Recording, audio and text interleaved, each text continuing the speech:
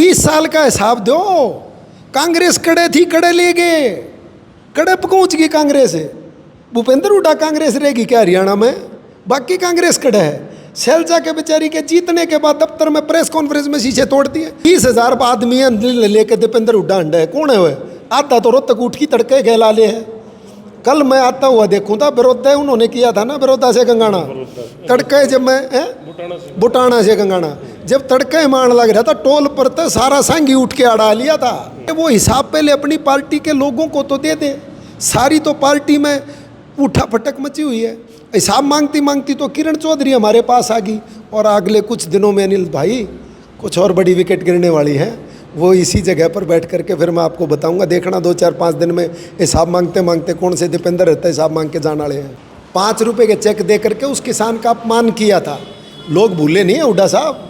ये जो 10-5 हज़ार लोगों को साथ लेकर के दीपेंद्र भाई जो ये पद यात्रा निकाल रहे हैं, हिसाब मांगे लेकर रहे, किसान खड़े हैं तैयार। आप देख रहे हैं हरियाणा स्पेस, हूँ आपके साथ अरुण इस वक्त हमारे साथ पूर्व चेयरमैन व बीजेपी के प्रदेश प्रवक्ता कृष्ण डुल मौजूद हैं। कौन से हम जानते हैं डुल साहब, 2 महीने का समय चुनाव का रह गया है, तो हरियाणा में बड़ा कांटे का मुकाबला भी लोकसभा में हुआ है और विधानसभा में भी ऐसे ही असर दिखाई दे रहे हैं। तो फिर किस तरह से क्या उम्मीद भाजपा की आप हरियाणा में लगा रही हो? हाँ देखिए अनिल भाई, सबसे पहले तो मैं हरियाणा से पेश देख रहे सभी दर्शकों को मेरी तरफ से अभिवादन करता हूँ, और आपके इस चैनल को साधुवाद देता हूँ कि सच के साथ आप लोग जुड़े रहते हैं और पत्रकारिता को, सच की पत्रकारिता को ज़िंदा रखते हैं। आपकी और पूरी टीम को मेरी तरफ से साधुवाद। जो आपने अभी राजनीतिक माहौल की चर्चा की, और पिछले दिनों में लगातार चूँकि प्रवक्ता के पद पर भी हूँ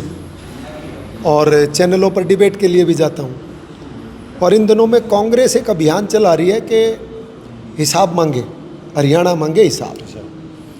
अब हरियाणा तो हिसाब मांगेगा ही, हिसाब मांगेगा उनसे जिन्होंने 2024 के चुनाव में झूठ बोल करके राजनीति की कि 8500 रुपये उनके खाते में आएंगे खटाखट, और अगर मोदी जी 400 सीट लेकर के आए तो संविधान तोड़ेंगे। तो मोदी जी तो प्रधानमंत्री बन गए, संविधान टूटा क्या? तो झूठ किसने बोला? उनने बोला। और हरियाणा प्रदेश की जनता को झूठ बोला कि पूरे प्रदेश में भारतीय जनता पार्टी से लोग खफा हैं। अगर लोग खफा थे तो कांग्रेस की 10 सीटें क्यों नहीं आई?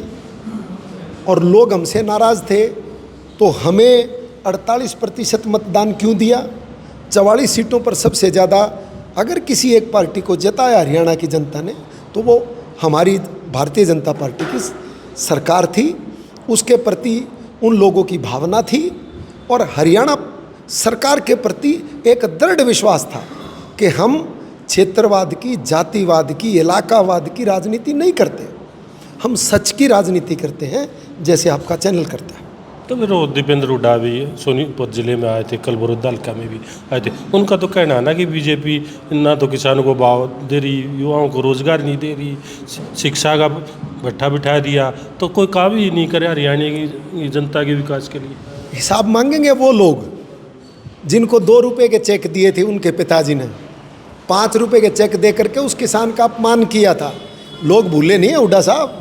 ये जो 10-5 हज़ार लोगों को साथ लेकर के दीपेंद्र भाई जो ये पद यात्रा निकाल रहे हैं, हिसाब मांगे लेकर रहे, किसान खड़े हैं तैयार। हमारी सरकार ने तो किसान को 14 फसलों पर MSP दी है। हमारी सरकार ने तो किसान की कम से कम लागत पर ज़्यादा मूल्य मिले ये निर्धारित किया है। सबसे ज़्यादा मुआवजा देने वाली सरकार किसान को हमारी सरकार है, जिसने 10,000 करोड़ रुपए से ज़्यादा का मुआवजा दिया। इनकी सरकार तो किसान का मुआवजा छोड़कर भागी थी। किसान को 2 रुपये का चेक किसने दिया था? भूपेंद्र सिंह हुड्डा ने। फोटो लोग मीडिया में दिखाएंगे, हिसाब मांगेंगे लोग जाओगे तो। और जो कहते हो नौकरी नहीं दी, अपने कार्यकाल में जितनी भर्तियां दी, 27 भर्तियां कैंसिल हुई हैं हुड्डा साहब के समय की रिकॉर्ड। हमने तो 1,30,000 बच्चों को बिना पर्ची बिना खर्ची नौकरी दी है, और ये भी नहीं देखा कि वो कौन सी जाति का है, कौन से गांव का है, कौन सी पार्टी का। अरे गीता भुक्कड़ के बच्चे को नौकरी देने वाली हमारी सरकार है। नवीन जय हिंद को नौकरी देने वाली हमारी सरकार है। किस किस के एग्जाम्पल दूंगा मैं? 1,30,000 की अगर बात करूंगा तो बहुत सारे मेरे कांग्रेसी साथियों के, INLD के लोगों के, JJP के लोगों के, उनके बच्चे भी नौकरी लगे होंगे। क्योंकि हमने ये नहीं देखा कि वो कौन सी पार्टी के लोग हैं, हमने ये देखा कि वो पढ़ने वाला बच्चा है। जो बच्चा पढ़ेगा आज वो लोग जो है नौकरियां लगेंगे। हमने हरियाणा के हित की बात की है। हमने हरियाणा को क्षेत्रवाद में नहीं बांटा, हमने हरियाणा को जातिवाद में नहीं बांटा। ये काम करने वाली कांग्रेस है। अरे वो हिसाब पहले अपनी पार्टी के लोगों को तो दे दे। सारी तो पार्टी में उठा फटक मची हुई है।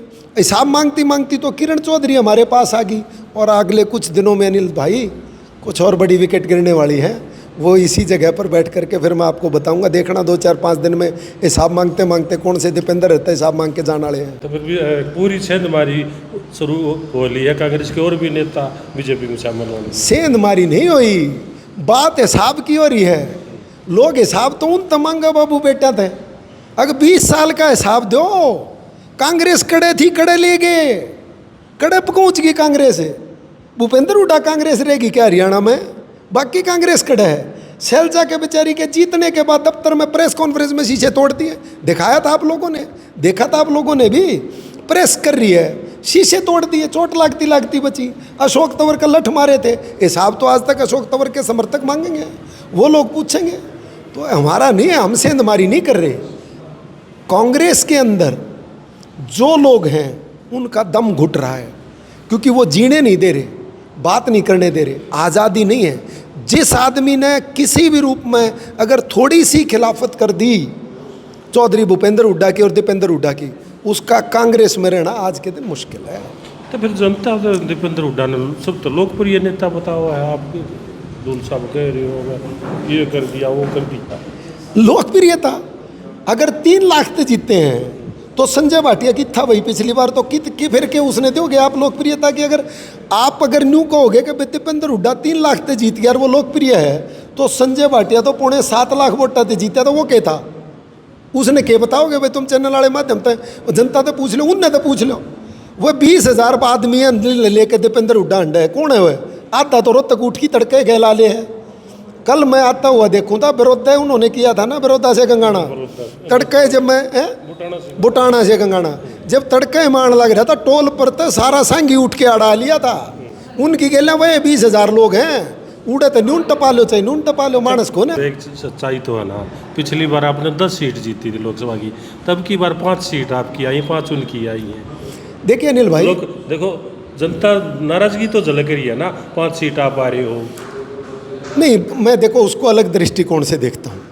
हमारी 3 सीटें हमने मिसमैनेजमेंट के कारण हार गए हम।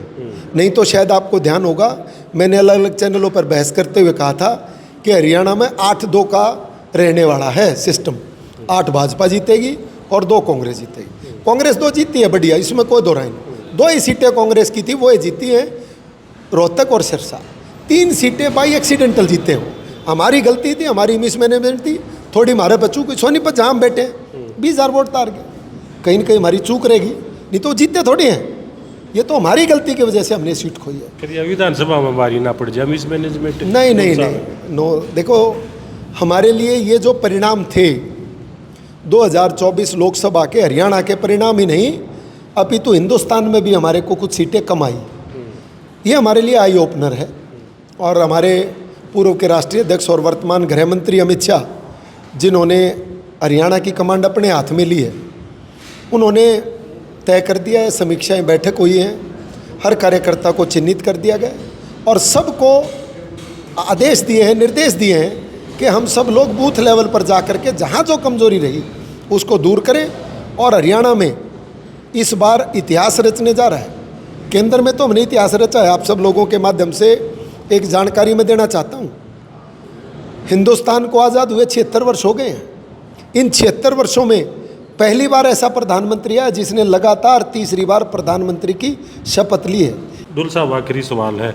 हुड्डा साहब ने साफ बीजेपी को चेता दिया है, अगर लोकसभा में करे थे आप और विधानसभा में कर देंगे बीजेपी ने पूरी तरह साफ। उनके पास ही डायलॉग बच रहे और तो कुछ बच नहीं रहा। जनता चुनने वाली है हुड्डा साहब। फिर इसका मतलब पिछले 20 साल में लोगों ने जो आपको जो आईना दिखाया है और 10 साल में हमारी सरकार ने जो कहा है, अरे आप तो जिस हिसाब से जितने जोश से आपने चुनाव लड़ा था और जितनी आप लोगों ने जनता को बहकाने का काम किया था, आपके साथ तो पूरे प्रदेश के लोगों ने साथ देना चाहिए था। तो आप हाफ क्यों रह गए? आपने भी तो 10 जीतनी चाहिए थी, तभी तो आप जनता का संदेश देते। हम तो तीसरी बार कुछ मिसमैनेजमेंट से एंटी इनकम्बेंसी होने के बावजूद भी आज 48% मतदान के साथ 44 सीटों पर खड़े हैं। तो चिंता हमारी मत करिए हुड्डा साहब, चिंता अपनी करिए और अपनी पार्टी की करिए। पहले अपनी पार्टी को हाफ और साफ होने से बचा लो, कदे ऐसा ना हो कि तो पार्टी हो ये हाफ और चुनाव तो पहले कांग्रेस हो जाए साफ।